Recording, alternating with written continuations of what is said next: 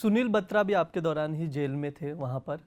Supreme court का एक ऐतिहासिक फैसला आता है उनसे जुड़ा हुआ, वो क्या था? सुनील बत्रा जो है, ये चार्ल्स सोबराज, सुनील बत्रा, रवि कपूर, विपिन जग्गी, ये सारे बी क्लास के प्रिजनर होते थे उस टाइम पे। मैं नया नया गया था तब जेल में, तो हाँ। ये ऑलरेडी इनका पूरा वहाँ पे एक ग्रुप था जो जेल को चलाता था। तो सुनील बत्रा जो है काफ़ी अच्छी फैमिली के थे। अच्छा। और इन्होंने पहली शायद बैंक की डकैती जो हुई थी, बैंक वैन की जो डकैती हुई थी, वो इन्होंने की थी। सेंट्रल बैंक की, मुझे पता है, कनॉट प्लेस में इन्होंने, सेंट्रल बैंक ऑफ इंडिया की एक वैन थी, उसमें उसके गार्ड वगैरह को मार के इन्होंने डकैती की थी। क्योंकि बिगड़े हुए औलाद थी ये, बड़े अमीर थे, बहुत रिच थे ये लोग, पर इनको पैसे की हवस जो होती है वो थी, जो माँ बाप नहीं देते थे, तो इन्होंने ये बैंक वैन को लूट के किया।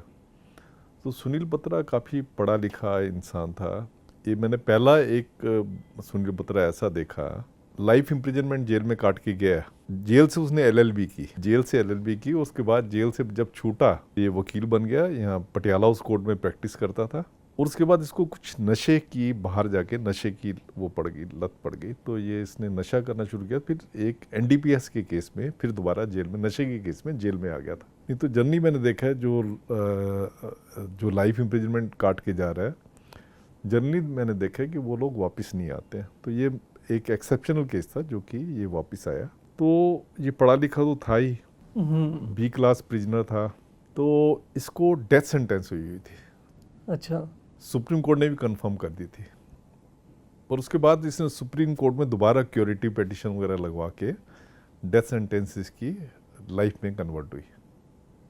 अपने में अलग ही केस था ये। तो ये था कि ये भी प्रिजनर की हेल्प करता था, उनकी पिटीशन वगैरह कोर्ट में लगाना, ये इसकी हॉबी थी। तो अपनी भी इसने पिटीशन लगाई, तो जिसमें कि सुनील बत्रा की जजमेंट है, जस्टिस कृष्णा अय्यर की जजमेंट, जो लैंडमार्क जजमेंट है अब तक। जस्टिस कृष्णा अय्यर की 8-10 जजमेंट है उस टाइम की, 80, 81, 80, 79, 3 साल में लैंडमार्क जजमेंट दी है।